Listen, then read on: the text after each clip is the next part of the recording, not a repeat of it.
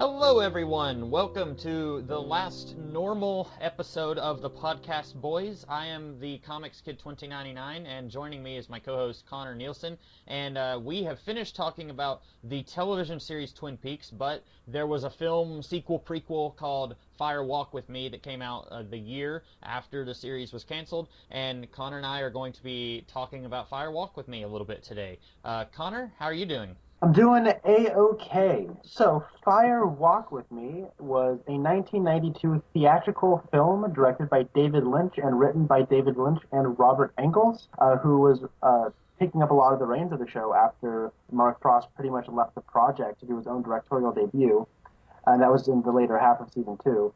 And it is an interesting film, to say the least. It starts off, the first 35 minutes, in fact, is an extensive prologue that chronicles the investigation of Teresa Banks, who was the girl murdered before Laura Palmer by Bob, and we see Mr. Isaac.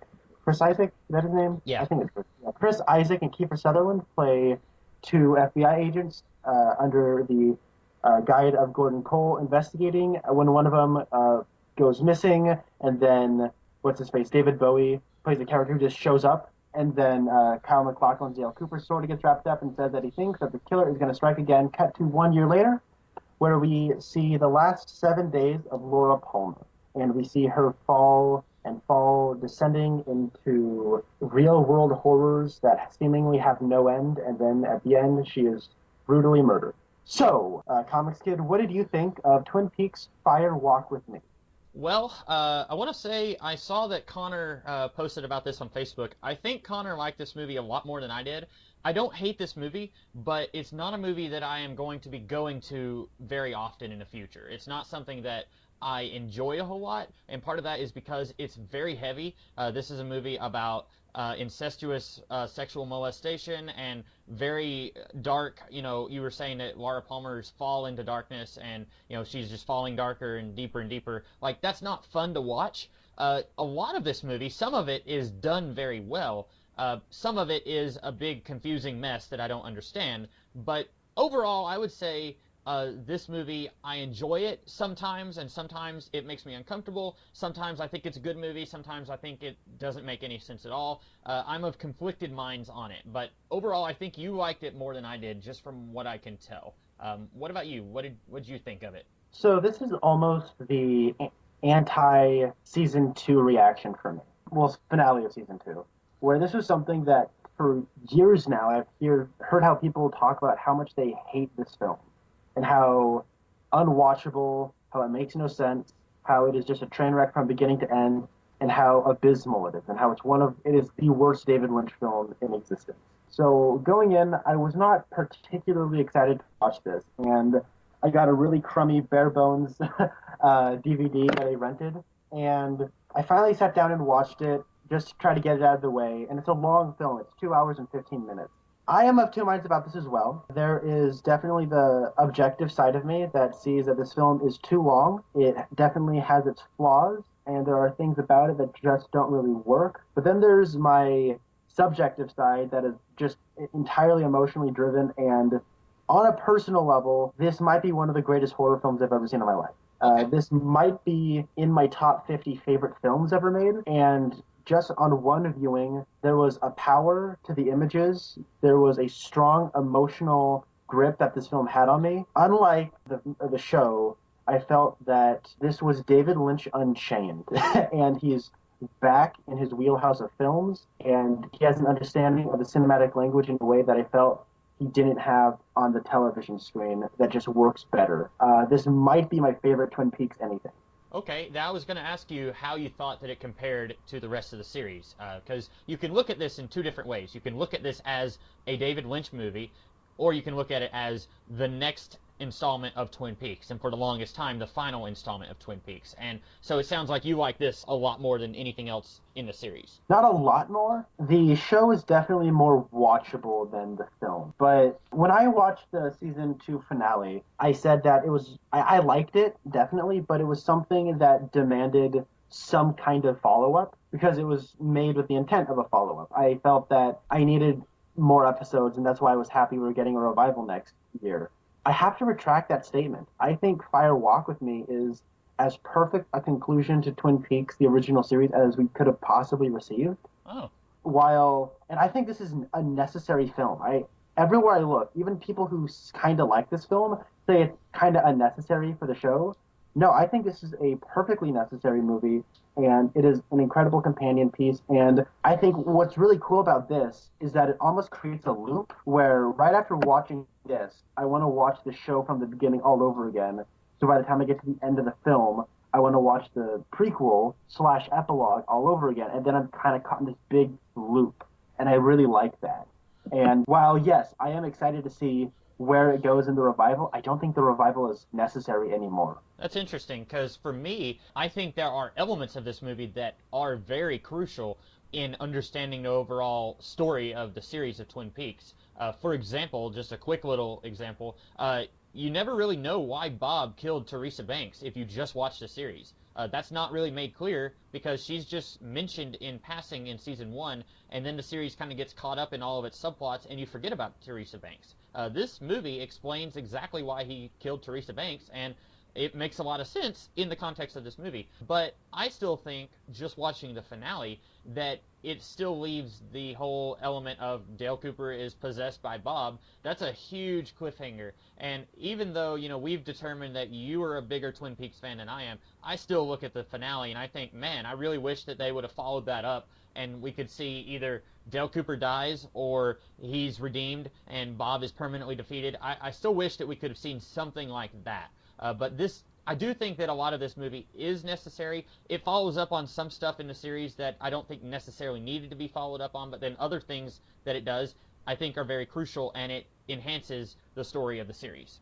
All right. I guess now we should just start to unpack this movie because I really don't know where to start. I guess I could just start off with broad things really quickly. Uh-huh. The music in this movie is incredible. Yeah. I love the music. From the opening with the credits, I can't skip over those credits because that music submerges me into this movie perfectly with that sax just going to town in that really bluesy, slow way. And then there's actually some lyrical music that is incorporated into this movie that was so awesome. The song "A Real Indication" has been playing on my iPod for the last 48 hours, constantly. And I really like the music a lot. I think, man, okay, I kind of want. I'm just opening up a can of worms in my head. Just the opening of it being on a television is just man. That is a great way to start this film, and you put you in the right headspace of we're not, television can't save you anymore. The protective net of network television that'll keep your eyes safe from the real world horrors that we couldn't show you on television. Now that's all gone. Yeah. Now we're going to show you things, and that's a great way to make you immediately feel like anything is possible. And then the last thing I'll say is that Cheryl Lee's performance is absolutely incredible. Even people who don't like this movie really like her performance. It was one of those things where I'd heard about how good her performance is in this movie, and then you can't really get a sense. I mean, you watch the first time you see her on screen, like you just watch her first scene, you probably say, "Oh, I don't get what the big deal is." Well, she's doing a lot of stuff, and I rewatched like a scene that I didn't like with a new set of glasses when I rewatched it, and I didn't laugh at it anymore. There's still stuff in this movie I don't like. I don't like James because James sucks. But at the same time, we recast Donna, and I actually liked Donna. Okay, I was curious if you were going to like this new actress, because I've got mixed feelings about her. I really liked Moira Kelly as Donna because there's one thing I never got from Lara Flynn Boyle. Watching this film, I was like, oh my god, she's supposed to be innocent. That's the point of her character, is that she's innocent. And it's the kind of innocence that Laura wants to protect in others because she doesn't have it for herself anymore. And I never got that from Flynn Boyle as Donna. Why couldn't we have had Moira Kelly the whole time? Oh my god. Because I can't really explain it in words, but Lara Flynn Boyle just always had this stone face about her that was like, I can't even explain it. It's crazy. Anyways, how did you feel about Moira Kelly? Well, first I just real quickly want to echo what you said. Cheryl Lee, that's her name, right? The actress who played Laura Palmer. She is fantastic. She's probably the best thing about this movie. Watching this film, I totally understand why David Lynch wanted to give her more to do in the series. You know, even though she was killed off before the series begins, he brings her in to play her identical cousin, and you're thinking, really, you know, you killed off this character. Why are you bringing this actress back? I liked her as Maddie. I really like Maddie in the series, but she blew me away as Laura Palmer in this movie. She is phenomenal in this. She does a really good job playing the doesn't have a care in the world Mary Jane Watson type at school, and then also she's really down in the dumps because everything is wrong in her life, and you don't find it laughable. You find it really sad and depressing. She does a really great job playing all of that. So I agree with what you said there. As for Moira Kelly, I agree with you that she looks and seems innocent. Moira Kelly has these big anime eyes that makes you think like she's a Disney princess brought to life. She looks like an innocent doe who is about to be led to slaughter. And, you know, there's this extended scene where she figures out that Laura is going to do something. Laura is dressed in kind of a more provocative manner than usual, and Donna follows her to the bar where Laura is paying for these two guys to presumably have sex with her. And then Donna is following her, I guess, to keep an eye on Laura so that Laura doesn't get in over her head. And then there's this scene where Donna and Laura, they end up both getting topless in this bar in Canada, and Jacques is there, and then someone spikes Donna's drink, and then she winds up almost having sex with one of the guys. And you're right, Lara Flynn Boyle had more of a femme fatale air about her. She did not seem as innocent and pure as Moira Kelly, but then it's weird that you also see Moira Kelly almost get date raped in this bar. And it seems like they should have been flipped. You should have had Lara Flynn Boyle in this scene and Moira Kelly playing the innocent best friend who is sad that her friend that she grew up with is now dead. You know what I'm saying? Like, it seems like... I see where you're coming from, but I disagree. And I'm not saying you're wrong or anything. I just disagree with that because this whole film is about duality. That's the theme of the film. I would even say that is a theme of Twin Peaks, like the series finale where, you know, the little man says doppelganger and he says it really weird. Yeah. Like it's a part of Twin Peaks as a whole. Laura and Maddie, they're identical. You know, there's a whole lot of that going on in the series. Right. And the whole idea of Bob just enforces the idea of duality.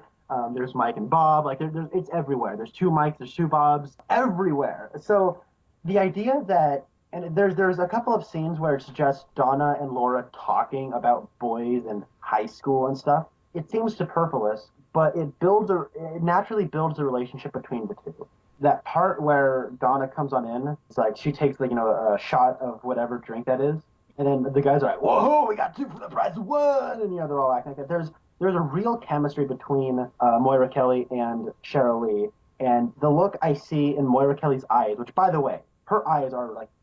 The performance she gives with her eyes alone, I think, are great. But she's saying, like, with her eyes, like, you're not in this alone. I'm here for you because I don't want you to go through this alone. Sheryl Lee's reaction is almost like she's trying to push her away and say, oh, yeah, you think you're better than me? Well, look how crazy I can go. Try to catch up with me. But there's also something in her where she's saying, like, you don't want to go down this path with me. And the fire within her might burn her friend, and she doesn't want that to happen. And she's protective over her friend. And she thinks by going extreme that Donna won't be able to catch up with her, but Donna is somebody who, at the same time, doesn't want her friend to feel alone, so she gets enticed by that and gets succumbed by the fire and the darkness.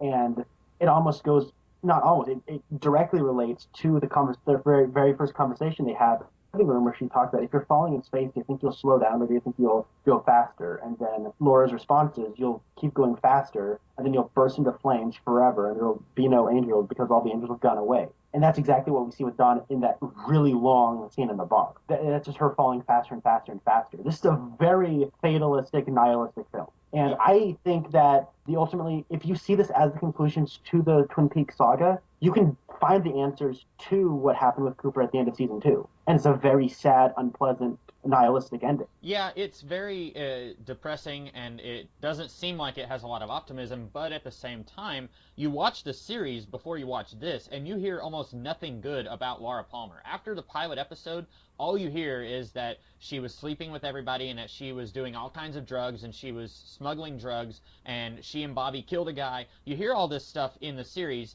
and you're thinking, well, this isn't a very good person that we're talking about. But then in this scene, Laura, she is falling into darkness, but then she finds a way to prevent Donna from falling into that darkness. And so there is a little bit of a sweet sense of friendship there. Even though, she's screaming at Donna and says, "I don't want you touching my jacket." That's just a cover to get Donna out of there. She doesn't want any of these guys touching Donna, and that's a very nice bit of friendship there, and it develops these two just as much as that scene you were talking about where they're laying on the floor talking about how gorgeous James is. There's a lot of development between these two and their friendship, which you didn't get in the series because Laura's dead, and I like that. I got a question. This is just a little quick aside, but do you think James on the motorcycle, it predates Arnold Schwarzenegger reloading the shotgun in Terminator 2 by a couple years? Mm-hmm. Do you think James Cameron was inspired by James on a stupid motorcycle? I don't know. I thought it was funny because when he puts on his glasses, he has that haircut. I'm like, yeah, look at it, it's little Arnold Schwarzenegger. Yeah. We've talked before about how lots of filmmakers of today are inspired by Twin Peaks. It's possible. I don't know. I've never heard James Cameron say that he was inspired by Twin Peaks, but that'd be funny if he was. Yeah.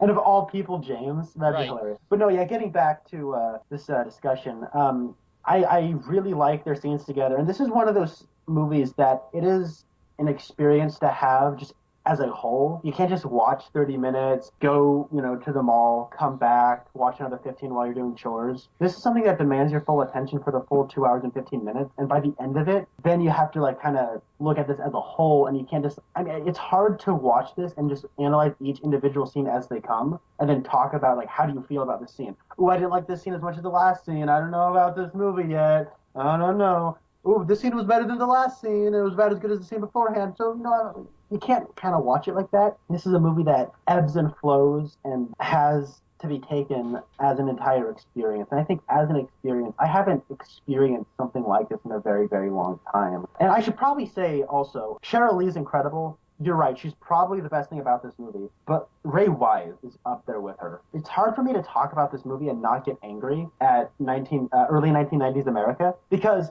how is Ray Wise not talked about as one of the greatest actors of all time? He's incredible. He's a great actor. But what does he have to do now? God's Not Dead 2. That was the last movie he was in. He was in... Before God's Not Dead 2, he was a minor character in Joss Whedon's Dollhouse, and that was actually the first thing that I saw him in. It's not as meaty of a role as Twin Peaks, but you're right. He deserved better in his career, because this is really good stuff. He's a character actor, and I character actors are always underrated, but apparently he played the devil in Reaper, which makes it funny that he plays an evil prosecution attorney in God's Not Dead 2. But he voiced Jim Gordon in the Killing Joke animated film, which I never watched. And he showed up in one episode of Agent Carter in one scene. And while it was awesome to see him pop up, why is it this guy just movies in general? He makes the ending where he's running through the woods with his face all he has his wacky eyebrows that are just bowing like crazy. He's got this massive forehead that's all wrinkled up, and he's got this crazy manic expression on his face. And I'm scared of him. I'm not looking at him and thinking, wow, that actor sure looks silly right now, doesn't he? No, he sells it. And everything about his performance is incredible, too. And same thing with Sheryl Lee. Why did she never go on to do anything more? Because no one liked this movie when it came out. Nobody respected this as a piece of art like it was. It infuriates me that because of this movie, so many people's careers got put on hold. So many great actors got put on hold because of the response this movie got. Do you think part of that is, I guess I'm going to ask a question in reference to that. How watchable do you think this is to somebody who has never watched Twin Peaks the series? How watchable?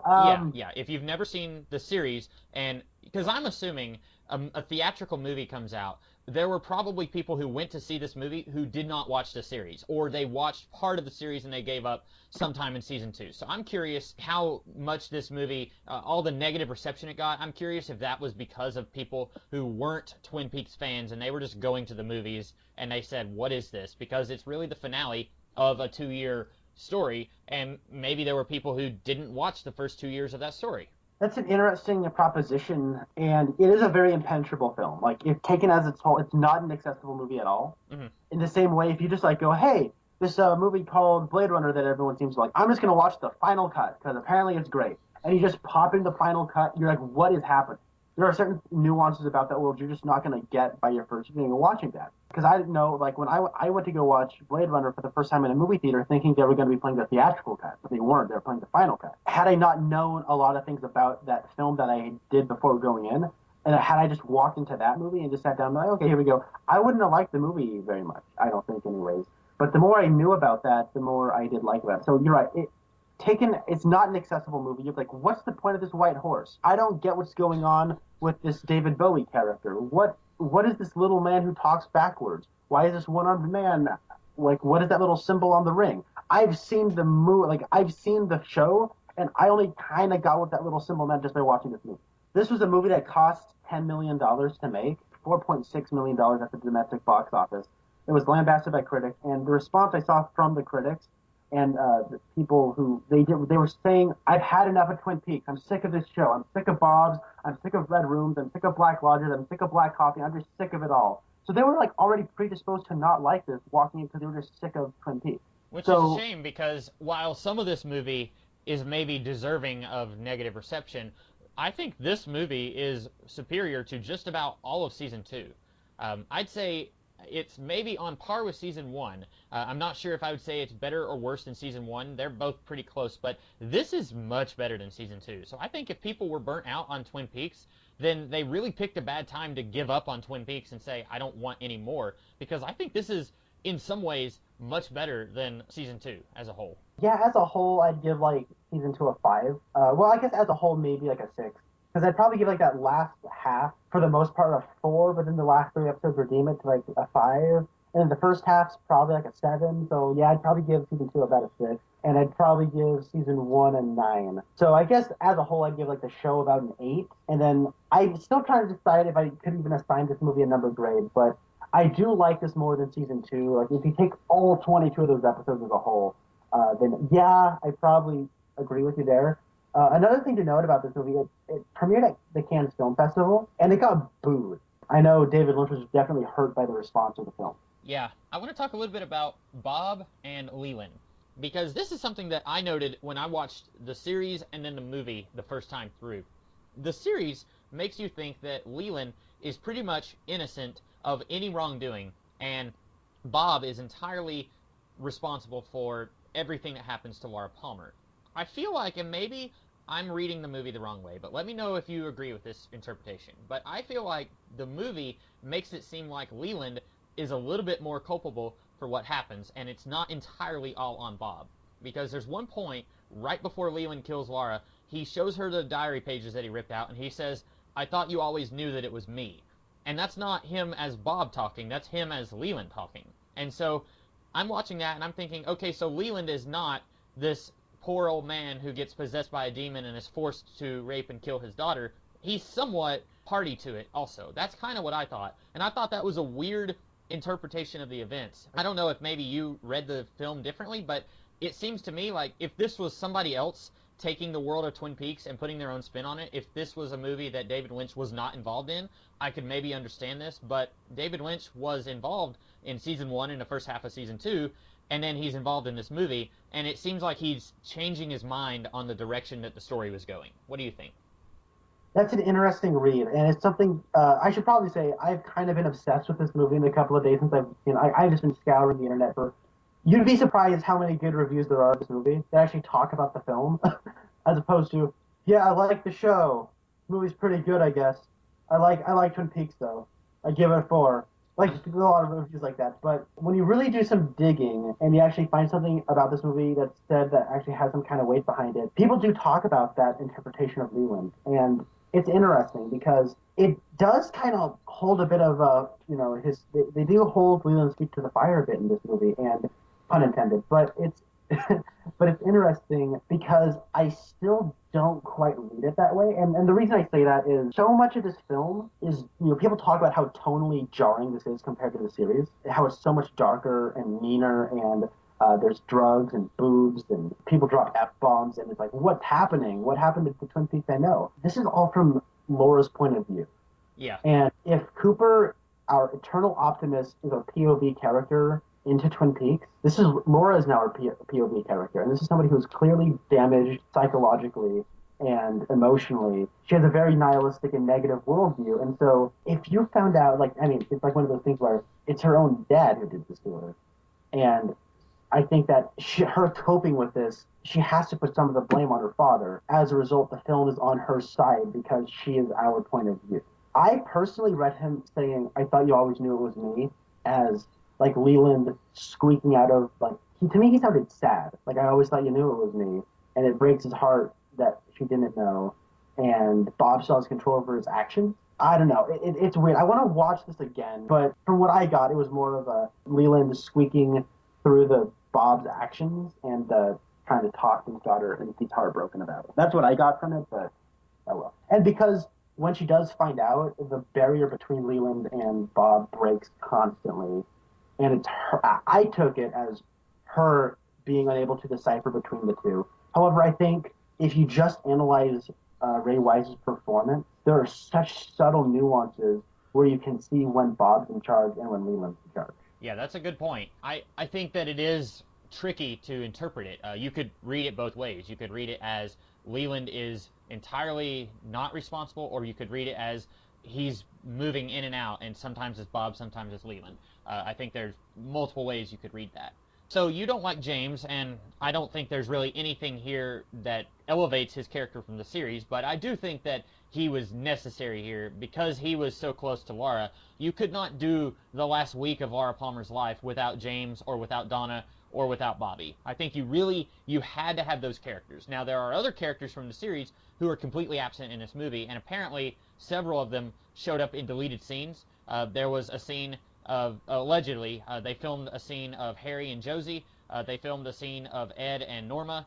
They filmed a scene with Ben Horne and Leland. They filmed some stuff with Johnny Horne. There was some stuff with, I think some more stuff with Leo and Shelley. So there were characters from the series who were supposed to have more of a role in this movie.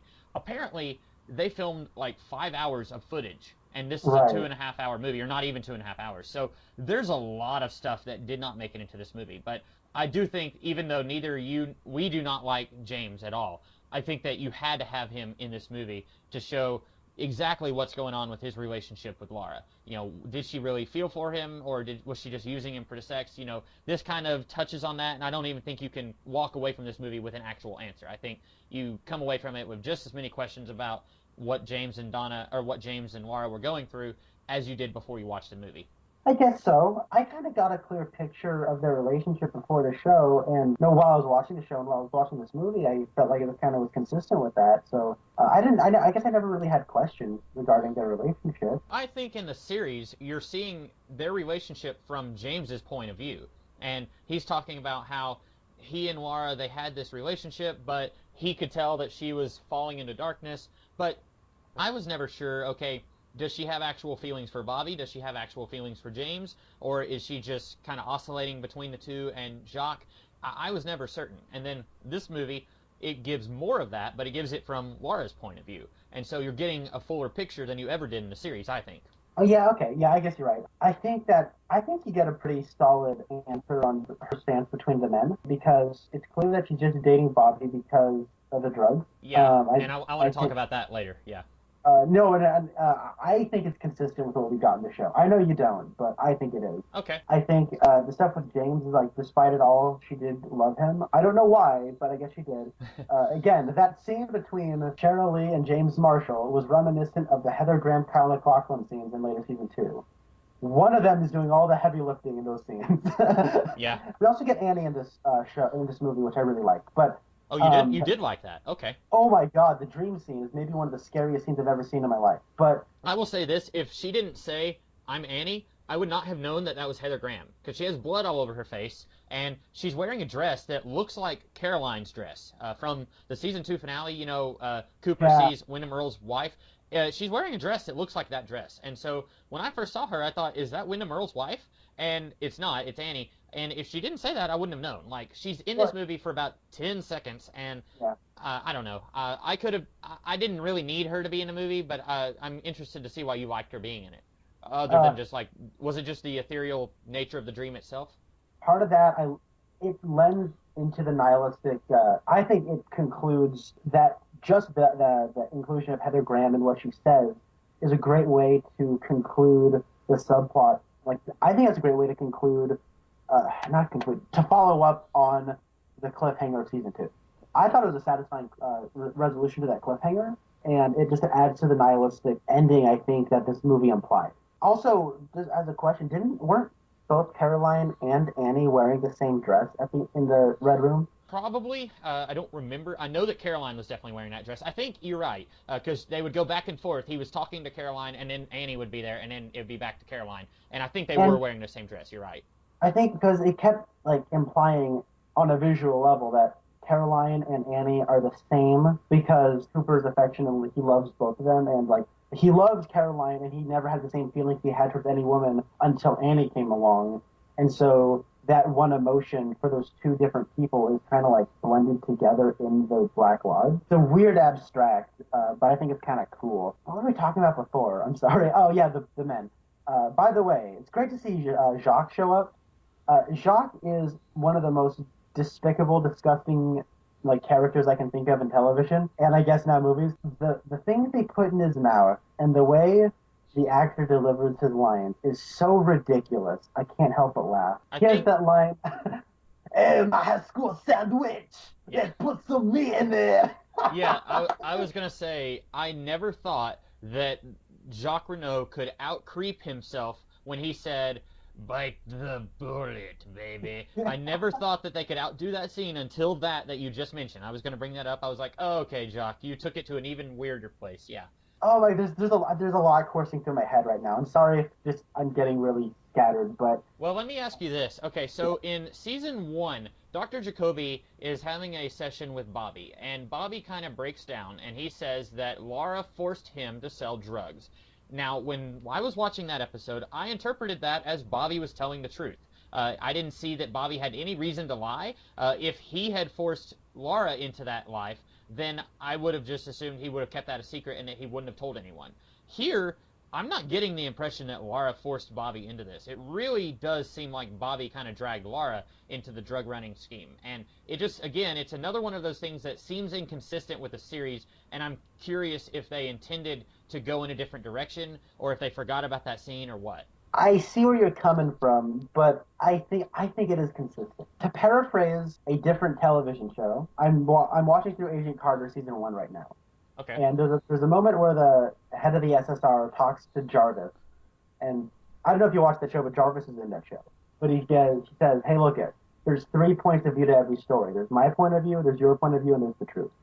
So if you kind of apply that to this movie, I think that both Bobby and Laura see themselves as victims of the relationship, but in truth, they're both equally responsible for damaging each other. I think they got together because they're both popular and they look good together, and they were both able to get something out of the other one, and that's what happened, and they both spiraled out of control together.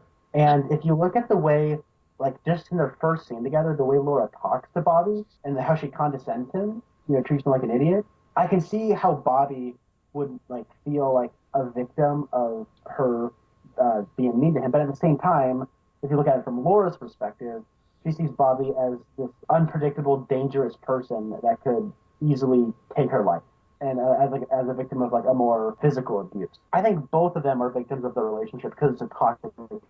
That's an interesting way to read it. I just wish that it was more in the movie. Because I did not see it like that at all until you explained that. I wish that it was more visible in the movie as a thematic element, because it is interesting to read it like that.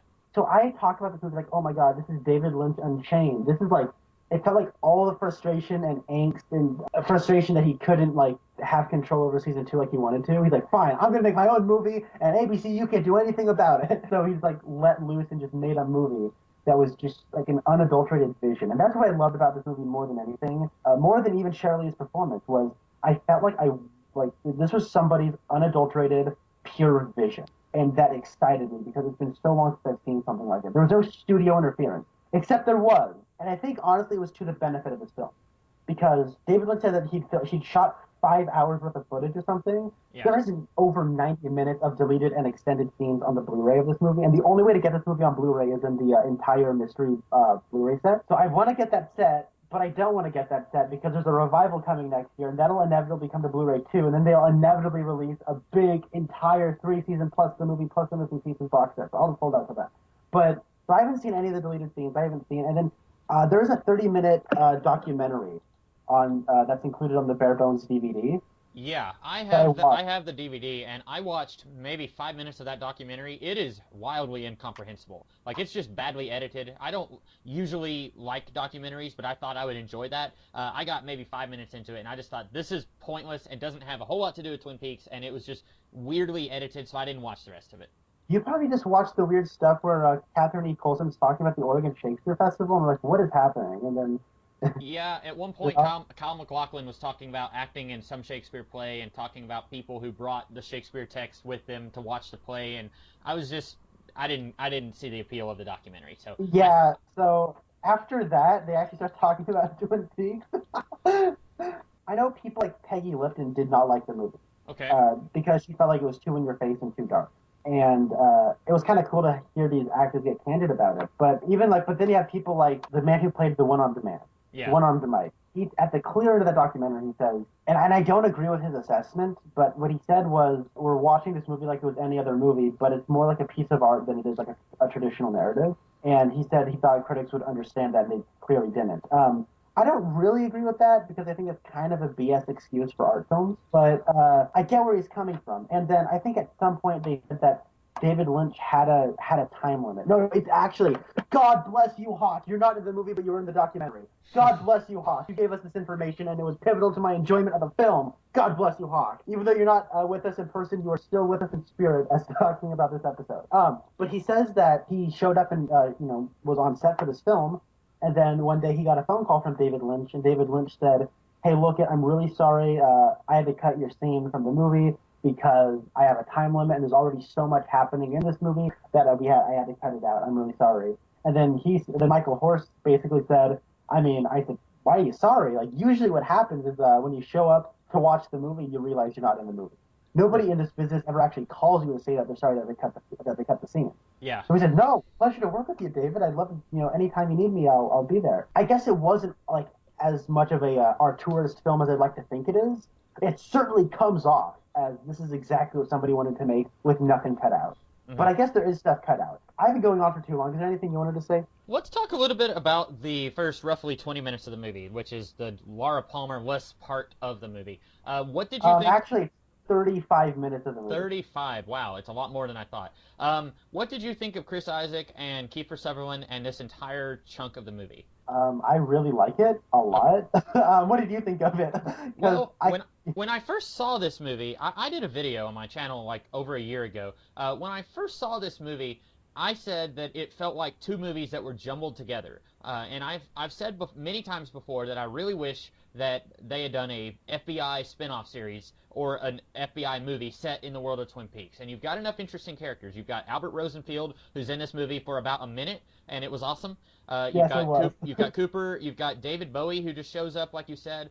You've got Gordon Cole. Apparently he keeps a mime on retainer so she can give information to the federal agents. And then you've got Kiefer Sutherland and Chris Isaac. Like they're all awesome. And on the one hand, I kind of feel like Chris Isaac is just playing Cooper light.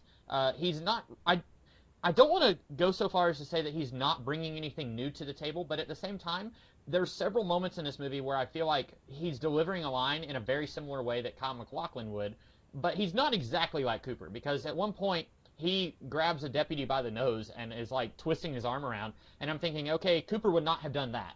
Cooper was much more pacifist in his approach to crime fighting, but this guy is a little bit more rough around the edges. But you can kind of tell that this scene was meant to be Cooper investigating the death of Teresa Banks, but Kyle MacLachlan did not want to be in this movie at all, and David Lynch was able to convince him to be in about 5 minutes of the movie, but he had to create a new character to investigate the death of Teresa Banks.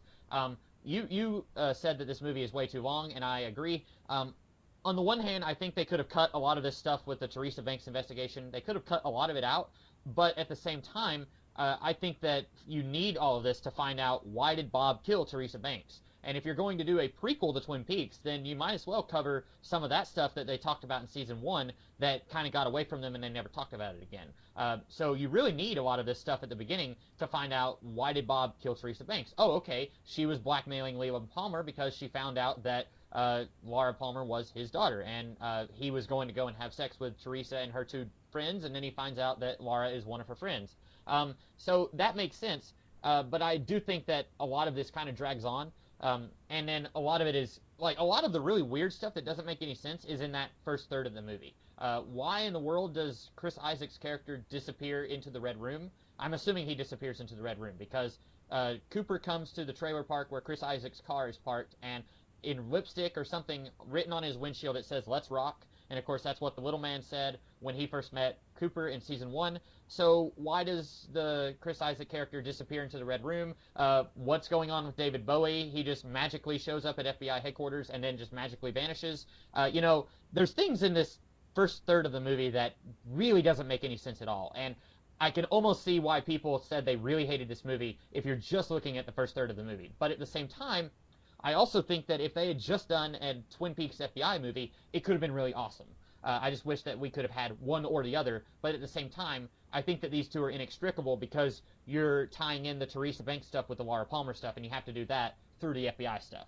I see your point. Point taken. But I think it is necessary. This is a movie about duality. Twin Peaks is about duality, but this film specifically. There is a theory that I heard, and when I first heard it, I said no. But then I rewatched the first 35 minutes, and I'm thinking maybe. Basically, the theory is this: the first 35 minutes is a big dream sequence. Cooper's dream. Because not to be confused with the episode titled Cooper's Dreams. This isn't season 1, episode 6. But he says he's talking to Albert. And he says recently I've received some information that leads me to believe that the killer will strike again. And I think that this thing is the dream he had. It's weird because I think at the first half an hour is definitely the investigation of Teresa Banks, but retold as a dream. And I when I was watching it for the first time, I was watching Chris Isaac. I'm like, this guy was clearly supposed to be Kyle MacLachlan. I think that David Lynch had written this as Kyle MacLachlan, as Dale Cooper, and I know that Kyle MacLachlan said, I don't want to be in this movie. I'll just cut my part considerably. So then we got a glorified cameo from Kyle MacLachlan. If this whole thing's a dream, then both Kiefer Sutherland and Chris Isaac it's kind of supposed to be like Dale Cooper split into two. Yeah. One represents all of his weird, odd eccentricities, and pacifism, and that is Kiefer Sutherland. And then we have Chris Isaac, who kind of represents the stone cold agent man of Dale Cooper. Then everything through that, all the way up until that weird appearance of David Bowie, everything about that is a dream sequence. And there's dialogue cues that support this claim, though. We have an incredible cameo by Harry Dean Stanton. I loved his cameo. But he says, like, he's talking to Cooper and he's saying, yeah, I had a bad dream anyway. Don't worry, like, hey, I'm sorry I woke you. Yeah, sorry, I was having a bad dream anyway. And then there's a part, like, where it's just Philip Jeffries, who's played by David Bowie. He's, like, it's hard to hear him, but you hear him saying while there's, like, it shows, like, the Red Room party. Or, like, not even in the Red Room. It's just in this weird hut and a bunch of, like, creepy people are just dancing around. And then the man from another place is just sitting at a table talking nonsense. Like, over that, and then there's, like, television static.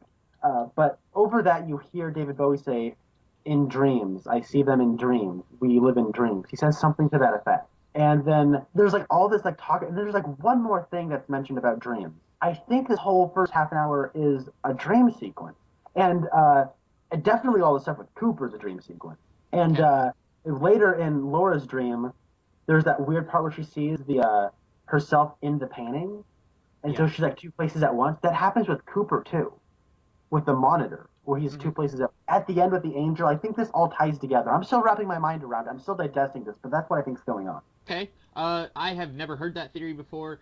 I don't like that theory just because I don't like the idea of a sizable chunk of your movie is a dream sequence. I would rather don't do dream sequences.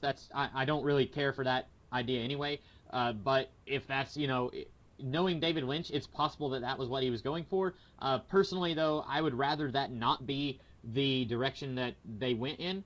But I've also heard a theory that there's this kind of cyclical thing that keeps going on where you've got an FBI agent, they go and they investigate the death or disappearance of some girl, and then they disappear and under mysterious circumstances. So you've got Philip Jeffries, played by David Bowie, and he comes in and says, I'm not going to talk about Julie. In fact, we're not even going to talk about her at all. And then, like you said, the rest of his scene is kind of overplayed by loud music from the Red Room and partying and stuff like that. and then he vanishes. And they're like, okay, what happened to him? And then also Chris Isaac's character, he disappears in, is it Deerfield or Deerhorn or something like that? And he's investigating the death of Deer Meadow. Deer Meadow, and he's investigating the death of Teresa Banks. And then in the series, Cooper, he goes and investigates the death of Laura Palmer, and then he disappears into the Red Room. So there was someone who was saying that this is like this recurring theme in the world of Twin Peaks, and possibly a few years after Cooper disappears, you're going to have some other FBI agent somewhere else. He's going to be investigating another girl who dies, and then he's going to get disappeared. Maybe it's all connected to Bob, or maybe not. We know for a fact that Teresa Banks is connected to Laura Palmer. I don't know if Julie is connected in any way to Bob. It wouldn't make any sense that she would be. We know now why Teresa Banks was killed by Bob, but we wouldn't know why why Julie, David Bowie's girl, we don't know why she would be killed by Bob. But that's one of those things that I had heard that before, and it was something that I hadn't really put a lot of thought into it. Because David Bowie is one of those things in this movie that I don't really think he needs to be in the movie. He's just there for the sake of weirdness. I think you could very easily remove him. Maybe you disagree. But I think that knowing that theory, I think that does make a little bit more sense. I'm still not sure if he needed to be in the movie, though. So there's two actors in this film that are musicians, Chris Isaak and David Bowie. That probably has nothing to do with anything, but I thought it was interesting that they're both in that first half an hour. And I think that might, I don't know. I'm just kind of spitballing with that. But Laura and Cooper are both, like, they've met each other. The way they are connected is through dreams. We have the dream in in episode 3 of season 1.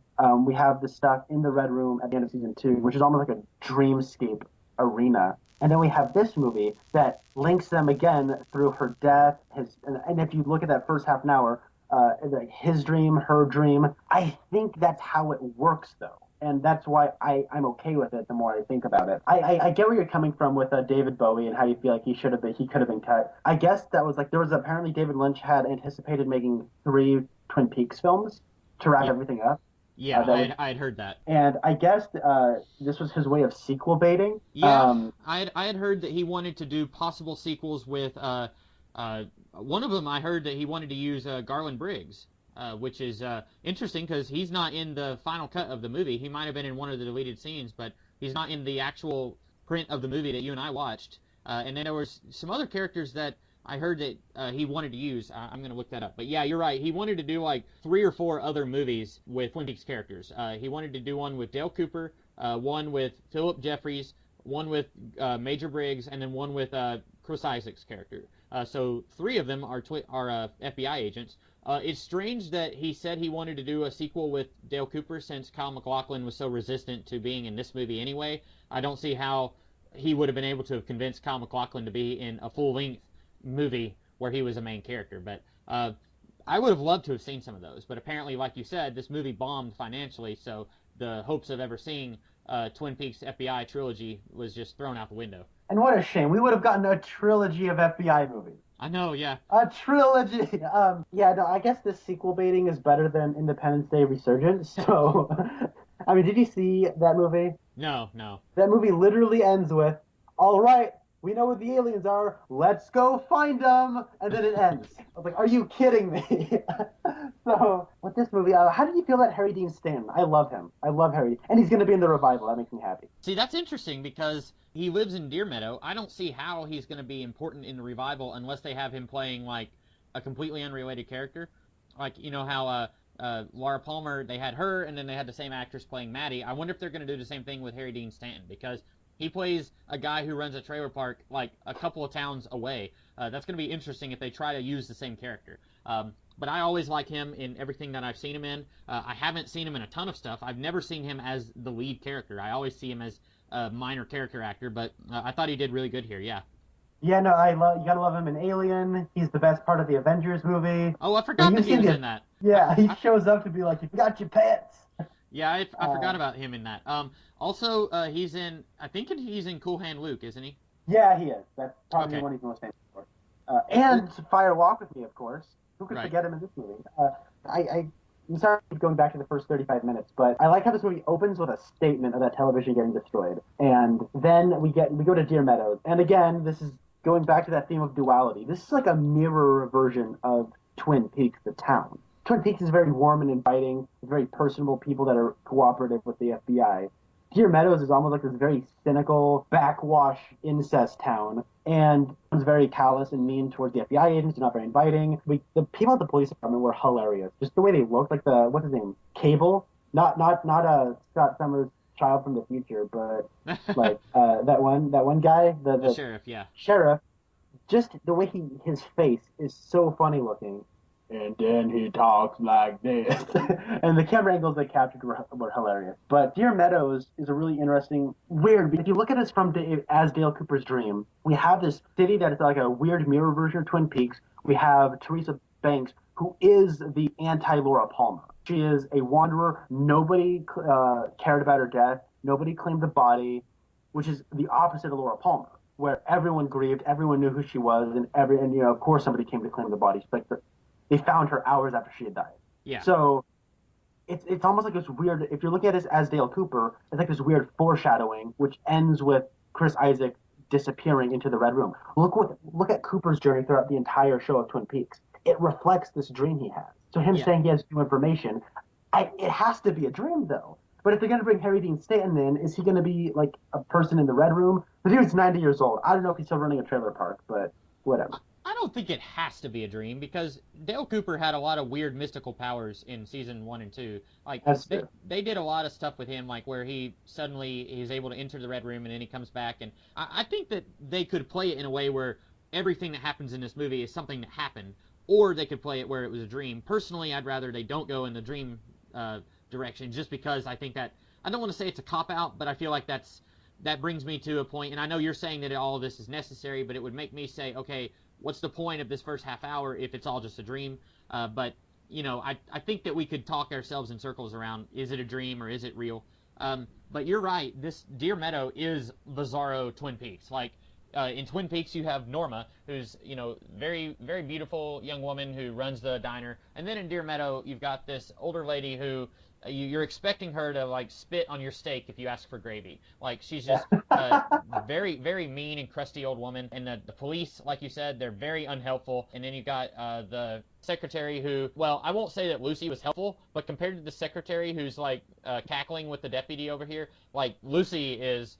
Gandhi compared to this woman. I do like that Chris Isaak kind of roughs up the deputy. I felt like that was very cathartic. Like in the 10 seconds that the deputy and the secretary were laughing at the FBI agents, I was like, man, someone needs to kill these characters. And then Chris Isaak like punches the guy and grabs his nose, and I was like, yeah, like that was my God bless you, Chris Isaak moment of the week. What did you think, speaking of the deputy, what did you think of him being connected with Jacques and Bobby and Laura? Him being part of that whole drug operation. Oh, that was him. Okay. Was his twin the Canadian bounty? He does look a lot like that guy. That's what I thought it was, and then he got shot in the head. I was like, oh, that's not him. And then I didn't remember he was from Deer Meadow. Oh, wow, that's cool. Okay, this is going to sound crazy, all right? But bear with me.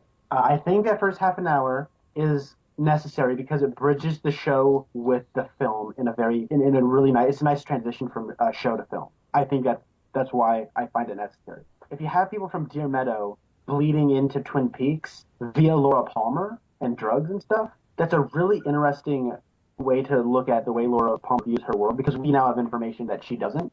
And I'm not necessarily saying that everyone who exists in Deer Meadow is fictional, because I wouldn't put it past Dale Cooper to have dreams about real people that he's never met before. But Deer Meadow is like the Bizarro-verse Twin Peaks, and to have characters from Deer Meadow entering Twin Peaks is like Twin Peaks is going, is spiraling down with Laura. So that's the way I would see that, and I think it's pretty interesting. Did you hear there's a deleted scene, and I don't know why the scene is deleted, but when Bobby and Laura get back with the pack of drugs, Bobby apparently takes a knife and opens it up, and then it's baby powder, and he gets angry and he just flings all the baby powder everywhere. Oh, I haven't heard about that. No. I think because when I say that, I feel like this movie could have been cut down a little bit. I think the whole Bobby shooting the guy, that whole scene could have been cut for all I care. Yeah. But if it ended with the baby powder thing, I think it would have been a little bit more necessary, because it's just showing these wild, unpredictable people just getting more and more unpredictable and having a looser grip on their lives.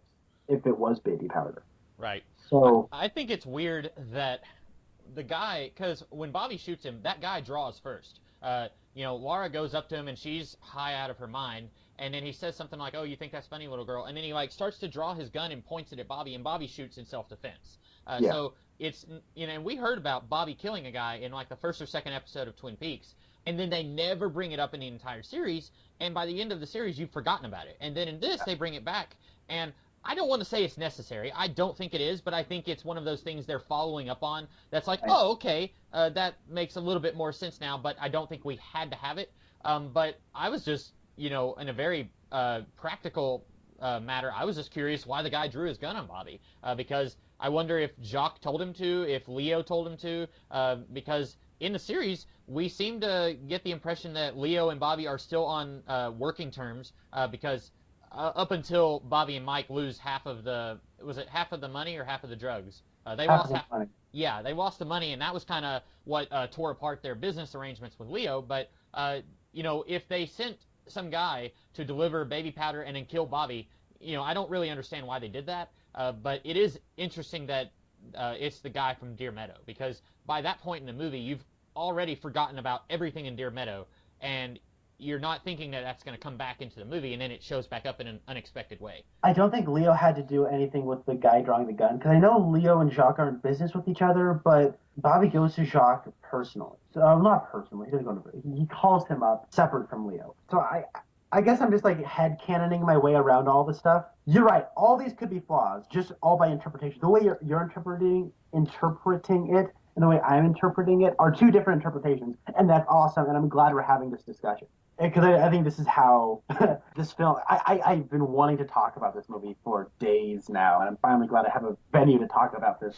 You know what? I think that scene could have been cut altogether. However, did get more Dana Ashbrook, and I love Bobby. So I'm glad we got it. It's great to see, cocky, mean Bobby again. Yeah. I love me, responsible Bobby, but jerk Bobby's all. I've missed him, so it's good to have him back. I should say that my least favorite elements of this movie, and I did like this movie less in the last hour than I did everything before that, because that's where we get into prequel territory, and having to set everything up for the show felt a little tedious. And I wish we would have gotten a couple lines of dialogue that are in the show that people said were that happened before the show, and it would have been cool to contextualize those exchanges.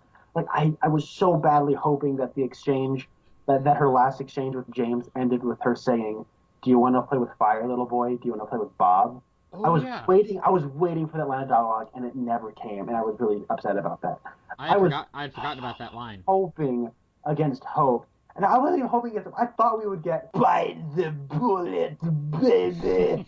But it didn't. But we skip over that in basically that entire scene.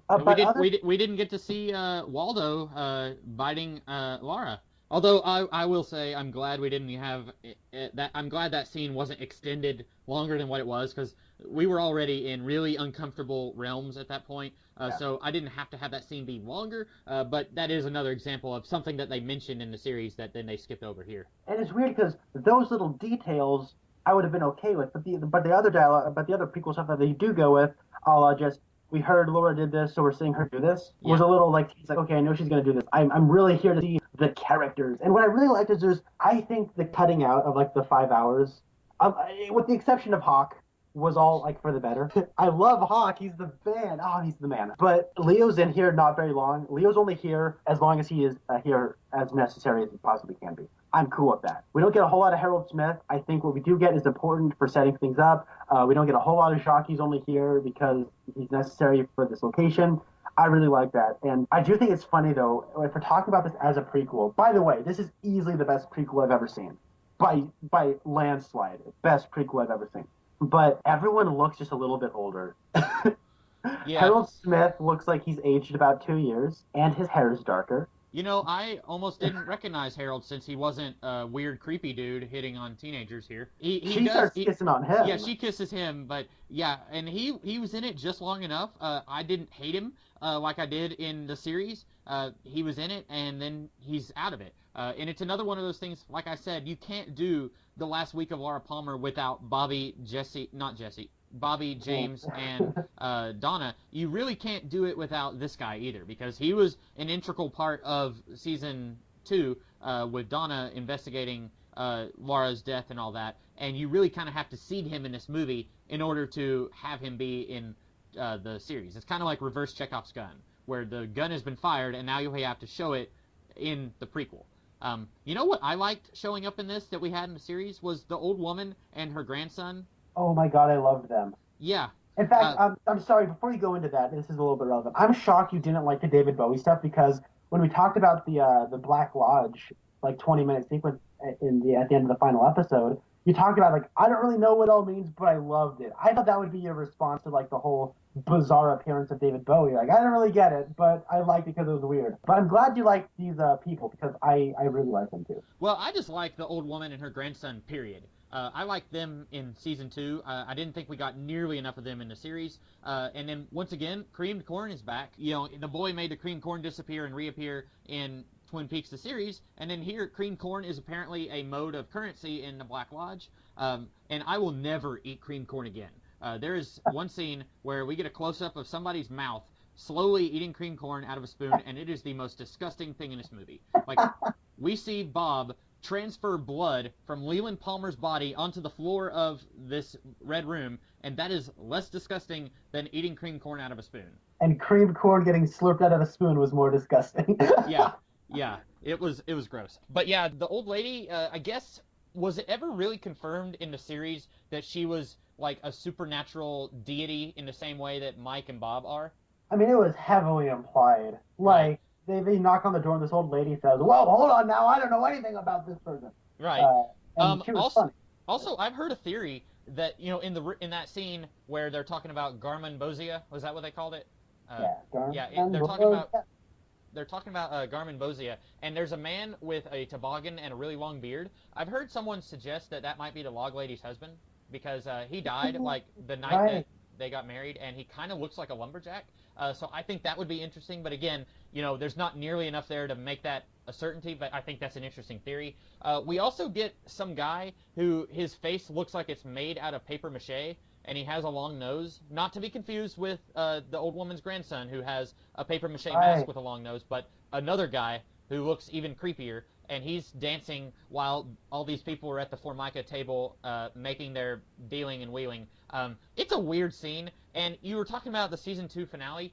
I think the reason I like the season 2 finale so much was because it had been so long since we had anything supernatural in Twin Peaks, and then suddenly we get almost an entire episode of it, and I just felt like we hadn't had it enough in the series, and so that's why I liked it.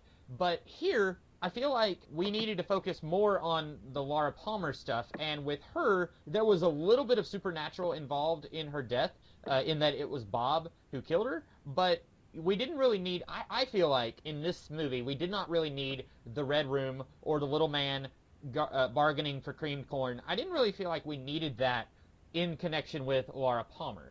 We needed more of her and her last week in Twin Peaks, I think. You know, it was fun to see that stuff, and when you think Twin Peaks, you think the little man dancing, and you think the giant, which I'm surprised we didn't see that guy. And so David Lynch probably thought he had to put that stuff in the movie somewhere, but it feels out of place, I guess is what I'm saying. And that's kind of where I felt about the David Bowie thing also, is that it kind of felt like it was just out of place in relation to the rest of the movie. Yeah, I suppose so. That whole weird, like, hut they were in was weird. Like, it's not the Black Lodge, because there ain't no tiled floors or statues or red curtains. Looking at Internet Movie Database, according to that, it says that this is a convenience store that they lived in the real world. Oh, right. Yeah, no, because that is a line of dialogue, and it's obscured under layers and layers of audio, but you hear Philip Jeffries saying, "We live in a convenience store in the room above," and it's like referring to it like, what's Mike? Yeah. It's the very first dream Cooper had. Like, well, and also in the series, I think they mentioned briefly that Mike and Bob lived above a convenience store. Yeah, that's what I was talking about. Yeah. So in the series, when we were talking about the one-armed man, and we were talking about the little man, and we were talking about Bob, I had made a suggestion that the little man is also an avatar of the one-armed man, and that the one-armed man, he goes between Mr. Gerard and Mike, and I was suggesting that Mike was the little man. And then you had said you didn't think that was the case, and I was thinking, well, maybe I was interpreting it wrong. I think maybe I was remembering this movie, and I was bringing that information from this movie to my interpretation of the series, because here, the little man says, "I am the arm," and then he's sitting right beside Mr. Gerard, and they're both talking at the same time, and they're both saying the exact same thing. So I think in the same way that the bellhop is the human form of the giant, and Leland Palmer is the human form of Bob, I think that the one-armed man is the human form of the little man in the red room. I'll disagree, and I'll tell you why. No, I didn't even pick up on "I am the arm" being referring to Philip Gerard's missing arm. Sorry, not Philip Gerard. Yeah, no, that's Mike's alias, right? Yeah, Mr. Gerard. That was his creepy persona when he's not Yeah. a shoe salesman. Okay, I think the little man, who by the way is horrifying in this movie. I've never been more scared of him than I have been in this. Because I haven't really been scared of him, period. But I think he is like the master of the domain that is the Black Lodge. Because at the end of season 2, he basically demonstrates that he has control of time in the Black Lodge. With like the coffee being frozen and then pouring out and then pouring out slowly. I think, and then like he has to touch Mike for him to talk. And I think he might be, but then the thing that was like when we had like the giant and then not Brian Azzarello, what happened was the giant took his place and said we are one and the same, right? Yeah, I think so. Yeah. We don't really have that with Mike and the one-armed man and the little man. You could be entirely right. I'm just interpreting it a different way is all. So I think that the little man is just like the king of this domain. And it could be that he's the king and the one-armed man is an extension of him anyway. That could be it, yeah. Maybe, you would think that the arm would be an extension of the rest of the body. Maybe it's the reverse. Maybe the body is the extension of the little man. Maybe sorry, but just to wrap that up, maybe everyone else in this domain is also some extension of the little man as well.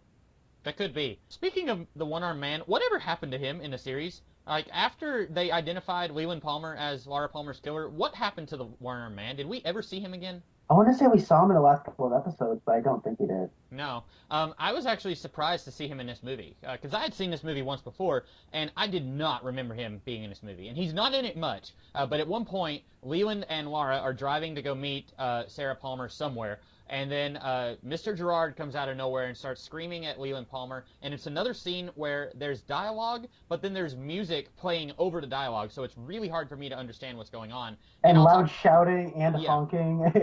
And on top of that, I was watching this on my computer, and I had the volume turned all the way up, and there were scenes where I could not understand anything. Like the scene where Laura and Donna are talking about James, like, it was like soft mumbling, and I had the volume turned all the way up. And then there's scenes like the one with Mr. Gerard where all I'm hearing is the honking and the screaming, but then I'm not hearing like the actual words. But then we see that he has a ring, so I guess this movie is introducing the idea that there's a magic ring that has the symbol from the Black Lodge. In the last few episodes of Season 2, we reveal that there's this symbol. If you combine the tattoo that the Log Lady has and Major Briggs has, if you combine those tattoos, it's a symbol from Owl Cave. And there's this ring that all these characters are wearing in a movie. Teresa Banks has one.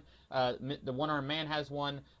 There's a ring that gets thrown into the train car. Mr. Gerard throws that into the train car, and then Annie, she transfers the ring to Laura at one point. We may not be able to answer this, but where in the world did this ring come from? I think it's an abstract. I don't think it exists in our plane of existence or the base plane of existence. Okay. And that's because Laura gets the ring in a dream. Yeah. And then it disappears. And what I think is it's like a mark of death. Okay. I didn't get what that symbol was supposed to mean. What happened was when they turned it upside down, when they had that weird little lever in the cave, and they turned that what's his face? Wyndham Earl turned that upside down. I thought it kind of looked like an owl, where it was that was flipped up so its corners are up and down, and then it looked like it had little wings. And I'm like, oh, ow, Bob. Okay, and then I think that's the case in this, where it's like the mark of death. Bob is coming for them. They are marked for death, so to speak. And it's like a real life thing in the Teresa Banks investigation, but then it almost becomes like a mythical item when Laura Palmer is seeing it. I think that lends, that's why I'm starting to think a little bit more of dream sequence with the first 30-ish minutes. When it comes to the Laura stuff, that ring, I think that thing is some kind of a mark of death that Bob is on his way to her. But then, not to mention, I heard somebody had mentioned this. This isn't the first time a ring has been used in a supernatural investigation. Remember, the giant took Cooper's ring. Oh yeah, that's right. I forgot about that. See, that feels so long ago. That was. I know it does. But you say that you think it's like you get the ring. It's kind of like the black spot in like pirate mythology. That's interesting because Right. I was kind of thinking that the ring, if you wore the ring, that it was like protection, because the Mr. Gerard throws the ring into the train car and then the door gets closed again. And then Laura puts the ring on, and then Leland Palmer says, "Don't make me do this." And then the next thing you know, she gets killed. So I guess if it's protection, then it's not very good. But maybe it's like, I don't know, spiritual protection, like it keeps her from being possessed by Bob, or it keeps him from sexually assaulting her again. I don't know. But at one point, Dale is telling Laura, "Don't take the ring, Laura." But then Annie gives her the ring. And so I don't know. Is Annie trustworthy? Is she at that point? Is she a doppelganger who's just doing the will of Bob? And if the ring is a mark of death, then why is Mr. Gerard transferring it to Laura? Because you kind of get the feeling in the series that Mike is an opponent of Bob, that they are not working together. But then here, it kind of muddles that a little bit. And your theory that the little man is in charge of everything, maybe he wants Laura Palmer to get killed.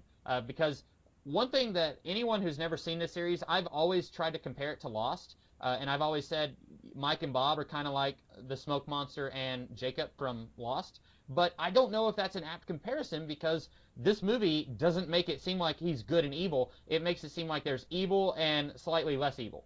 So I don't know if the ring is something that's supposed to protect you from the evil of Bob, or if it's supposed to just ensure that you are going to get taken.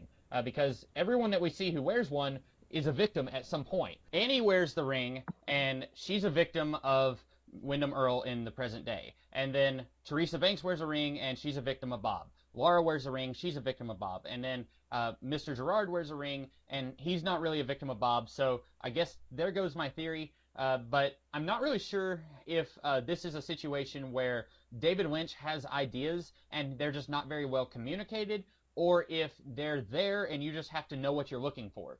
Because it's entirely possible that I don't understand this movie as much as I should because I'm not looking for the right things, or I'm not smart enough, and David Lynch has put all these things there, and people who are more familiar with David Lynch's filmography, they understand what they're looking at. But I see something like The Ring, and I'm just a little bit confused, and I think maybe it's something that should have been explained a little bit more, but I'm not sure. Yeah, I think a little bit. I don't even think you need to like have exposition about it. I think a couple more vague hints would have given me a little bit more meat for some kind of interpretation. Yeah. But I'm pretty confident that it's like a black spot, a mark of death, so to speak. What else is there to talk? There's quite a bit to talk about in this movie. The white horse shows up. I thought it was a unicorn when I first watched it, but it is a white horse. So there's that. Bob is really, really scary. And even more so than he was in the series. Oh my goodness. He's so scary. And then that little boy with that mask is so. And then like a baboon is wearing the mask. Yeah, What's up with that? again, I don't understand. It's a lot of stuff I don't get. The boy in the series, the boy was played by David Lynch's son. I don't think that it's his son here. I think it's a different actor playing the boy now. Let me check on that. And I'm wondering if the reason he's wearing a mask is to kind of hide the fact that it's not the same actor. But then he takes the mask off at one point, so I don't know if that's really why or not. But yeah, and when you see him in the dream, he's like covered in shadows, but he has the same hairdo and him snapping his fingers and the light comes up and stuff. I'm trying to think if there's anything else to talk about. Is there any character from the series who is not in this movie that you think should have been, other than Hawk? Oh, Hawk. I don't know. I'm just really glad that Josie's not here. Like they said that, because she had mentioned that she was teaching Josie English, and I was the whole time I'm watching this like, please don't teach Josie English. Please don't teach Josie English. No, Albert's awesome in his few moments here. I really like that we got enough people in the community. Like we saw Shelley in passing, we saw Norma in passing, and they're not like gratuitous cameos that are like, look it's me, Norma from Twin Peaks. Yeah. But what's kind of funny is that Peggy Lipton got a haircut that's not consistent with how looks nothing like her hair from season 1. And it would be one thing if this was like set a year before the series, but this is set a few days before the series, so yeah. And it was really, who knows, maybe she's just really good at growing her hair really fast. Right. But then I really liked the Imagine a Mix cameo because Shelley Johnson is basically just there to go like, what? Huh? Yeah, Okay. Like, I like that. And then even Heidi shows up to have a bloody nose. that's That what I girl was gonna cannot do say. her job right. Like that's another one of those things. When I first watched the series, she's in this movie for, I'm not kidding, 0.5 seconds. Heidi, for anyone who's listening to this, she was in the very first episode of Twin Peaks and the very last episode. She works at the R&R. You never see her for the rest of the series. She comes in and she says she was late because she had trouble starting her car. And then here you see her for 0.5 seconds. She's holding a napkin to her face, and then Norma tells Shelley to go and help Laura with the Meals on Wheels. So I don't know. I guess that girl was supposed to help Laura, and then I don't know, she got a bloody nose, and then Shelley has to help. But yeah, that was weird. Also, there's another nothing character from the series who shows up. In the very first episode, I think it's before everyone at the school finds out that Laura Palmer is dead. It's showing some. It might be when Audrey and Donna, when they're first talking in the first episode, and then the bell rings and everybody goes to class, and you see this guy like moonwalking out of the frame, and he's like doesn't have any lines, but he's just like weirdly dancing. You see that guy in this movie. He shows up in the scene where Bobby and Laura are talking at school, and then Bobby kind of is walking backwards, and then you see that other guy like kind of dancing in the background again.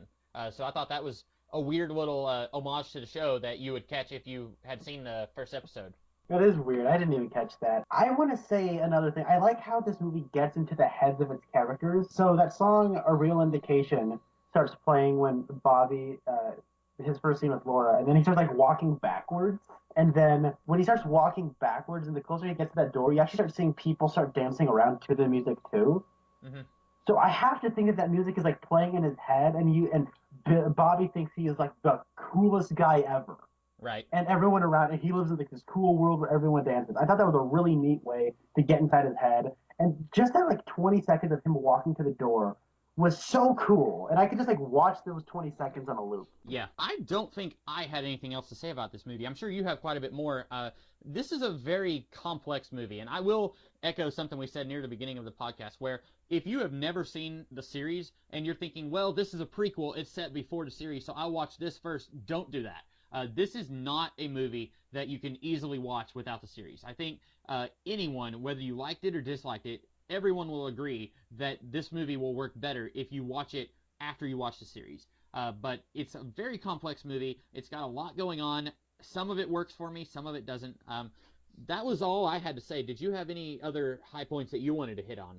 Yeah, a couple points. That moment where Laura goes to the roadhouse and starts crying, and she's the only person crying, I thought that that moment in that episode, I believe the episode is called Lonely Souls, is where you find out that Leland Palmer is the killer. Yeah. And the scene of him murdering Maddie is intercut with everyone crying at the roadhouse. Everyone but Cooper kind of cut that in with her being the only person crying, Laura being the only person crying in this scene. I got chills. I almost shed a tear, actually. It was a very powerful moment for me. Another moment is when Leland walks in Laura's room and he says that he loves her. I loved that because Leland knows that he's being possessed by a demon, but he has control again, and he just wants to tell her that he loves her.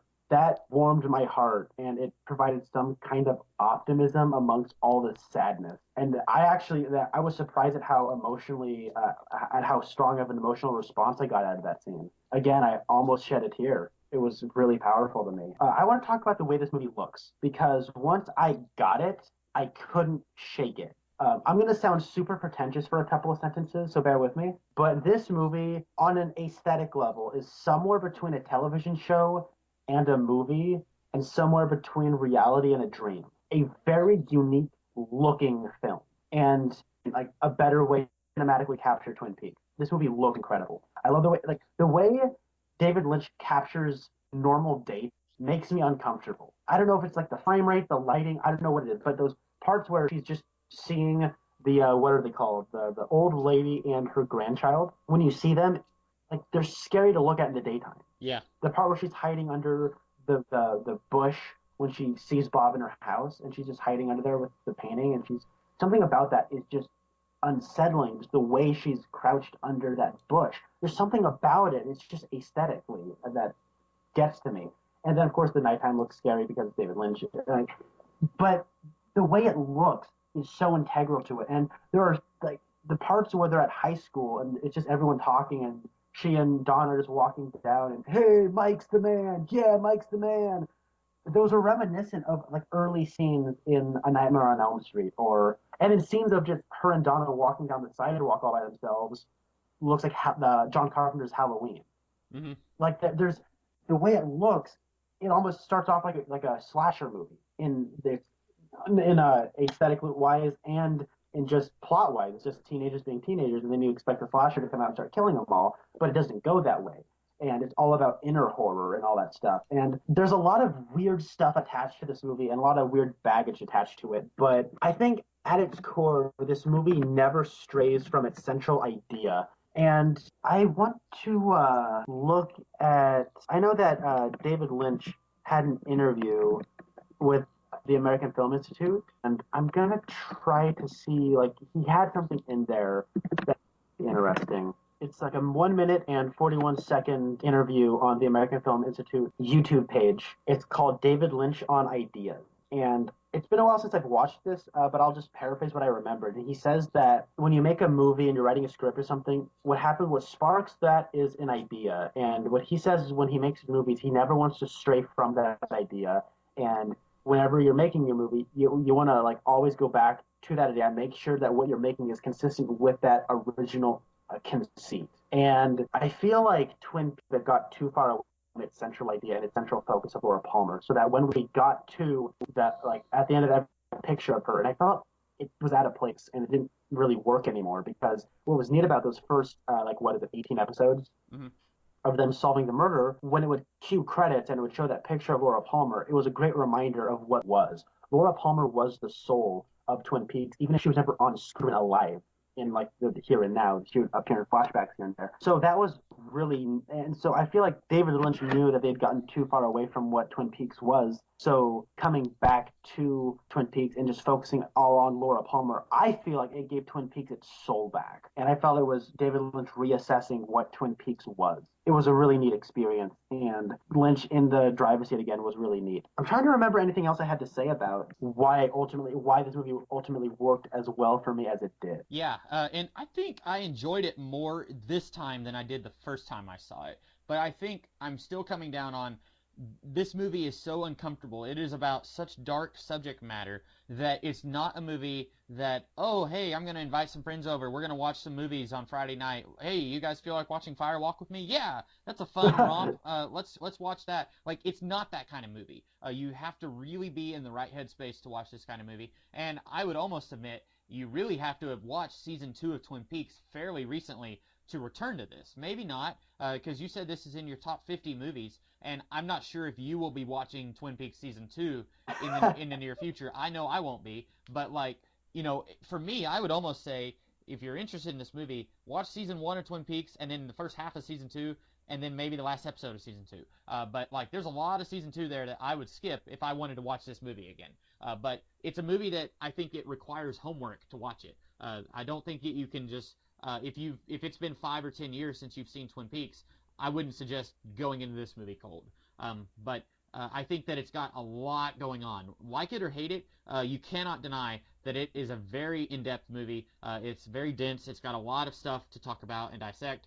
So I think I liked it more now that we've talked about it, just because I realized that it's not a simple movie that you can say this is what it means. Because I think on every single thing that we talked about, you and I disagreed on what it means. But I think that means that it's a movie that can be taken in multiple directions, and that's the mark of a very interesting, deep movie, I think. I agree, and I'm glad that we didn't agree so much on this movie. I think I liked discussing and debating symbols in this movie. I still have no idea what a blue rose means. Yeah, I don't either.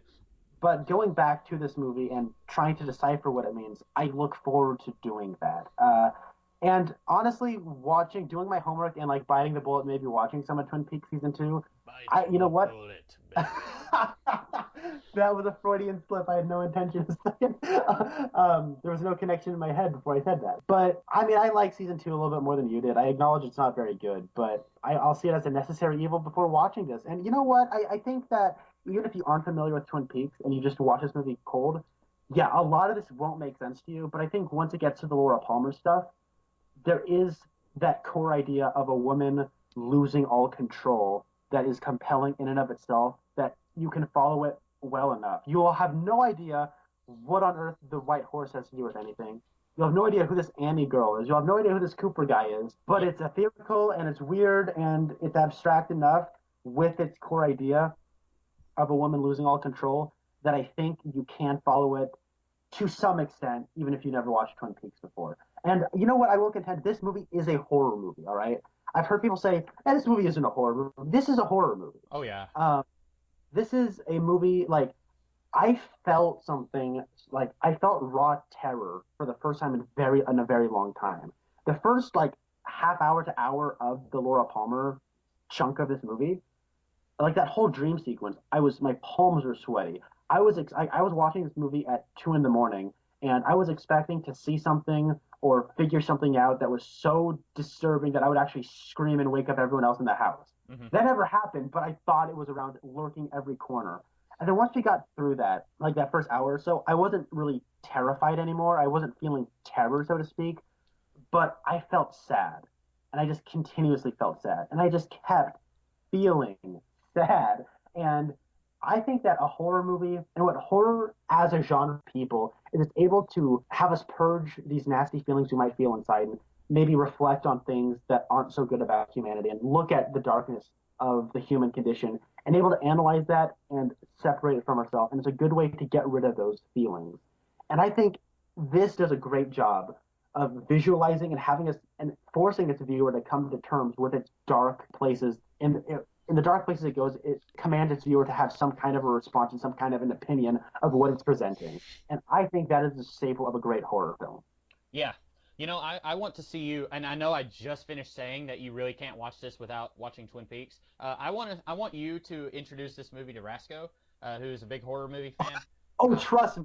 The last year, like the last 6 months, I'm like, dude, you should watch Twin Peaks. Dude, you should watch it. He's like, I'll get around to it. I'll get around. And you know what? I said, dude, you need to watch Twin Peaks Fire Walk with me, and you need to watch the show before you watch this. And I've been, the last like 48 hours, I've been doing nothing but telling Rasco, which, by the way, Rasco is one of our fellow contestants on Who Reviews the Reviewer season 4. He loves horror films, but yeah, no, trust me, I've been on his butt about it. Yeah, I was thinking, like, when you said this is a horror movie, and I was like, hey, Rasco likes horror movies. I wonder what he'd think of this. But yeah, I agree with everything that you just said about the soul of Laura Palmer, or Laura Palmer being the soul of the show, and this is a horror movie, and I agree with all that. I don't have anything else about the movie. Did you? I'm sure I have it somewhere. All the big ideas I had. Oh yeah, by the way, the beginning, like talking about things that commands you to come to terms with when you really put your mind to it. The movie basically starts with like 2 prostitutes getting arrested on a bus filled with kids.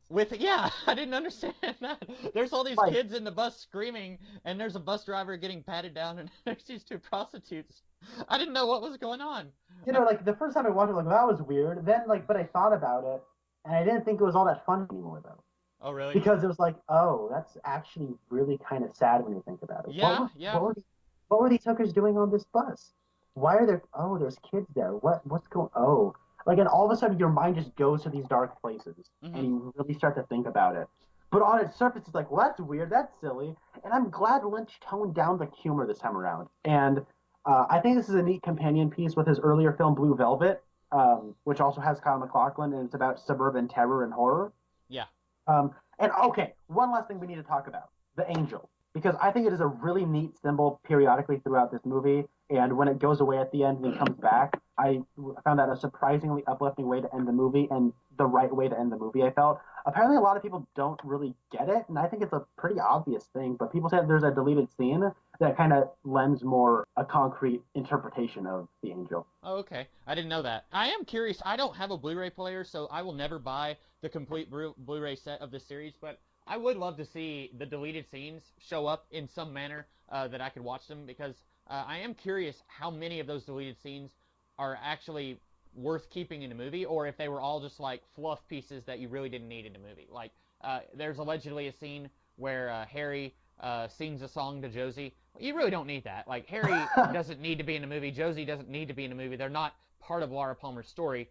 So I am curious how much of that is David Lynch just bringing back Twin Peaks characters because he likes those characters and people like those characters, and how much of it is crucial to this story. Yeah, that's interesting. There's 90 minutes of stuff that has Right. been released anyways, and that's incredible. And apparently these have been like trying to get released since like the early 2000s, Huh. and they didn't get released till like 2013 or something. So that's interesting. Kind of sucks Um, that they only have it on Blu-ray though. yeah, no, I have a Blu-ray player. It kind of sucks that I'm holding out Yeah. till like the revival and everything else is included. But you know what? All told, I can wait. I am interested in seeing what it all includes. If you've never watched the show, don't watch the preview for this movie or the trailer for this movie because it gives away who the killer is like in the first 5 seconds of the Oh, trailer. okay. I watched all two special features on this Blu-ray on this DVD. So apparently the Blu-ray has like it's a 2 disc Blu-ray portion of the set and it's like the movie and then a whole disc of bonus features. So that's cool. What do you think the angel means? I'm sorry to keep prolonging this. I mean, I think it's just like Laura gets her happy ending. She had a life of sadness since the age of 12. She's been sexually molested by Bob slash her father, and finally she's free of that. And the angel, I'm kind of looking at it as it's guiding her to the afterlife. She doesn't have to deal with all this garbage anymore, and it's taking her to a better place. That's kind of how I took it. Is that what you were thinking? Yeah, pretty much. Yeah. It goes away. Like when the angel disappeared from the painting, my heart sunk, and I'm like, oh no, she doesn't have any guardian anymore. And like I really like the way they foreshadowed it of there will be no angels anymore because they've all gone away. Right. And but they come back, and that was a really uplifting and sweet way to end the movie. And having Cooper there, like on her shoulder, and like comforting her, it was nice. And I like how long that scene is too, of her just being happy, because you need that payoff after just hours of her being sad Right. and miserable. Just those moments of happiness was a great way to end it. It kind of reminded me of when Leland died and they were guiding him to the light. It's Yeah, sort of like that, but a little bit more surreal the way it plays out. I agree. I like that. Oh man, there's all the stuff with Garmin Bozia that I want to talk about, but I can't. I think again, there's more dark places and really scary stuff. Yeah. Well, if that's all we have to say, this has been a longer episode than normal, but we were talking about a feature-length film instead of a 45-minute episode, so we had more to say. Next week, we are going to be doing another episode. We're not talking about any episodes or movies or anything like that anymore, but next week we're going to be doing, what was it we said we were going to do? Top 5 or top 10 characters? Did we say we were going Yeah, to? let's do a top 10 favorite characters of Twin Peaks. And we'll each be doing our own separate list of 10 characters. I imagine there's going to be quite a bit of crossing over between our lists, but we'll each do our own list without showing each other the list, and that'll be fun and interesting because it won't require as much homework as a lot of these podcasts do, but it'll still be fun to talk about, I think. Certainly will. So that is all that we have for this episode. I am the Comics Kid 2099, And I am Connor Nielsen. and we will see you guys in the future.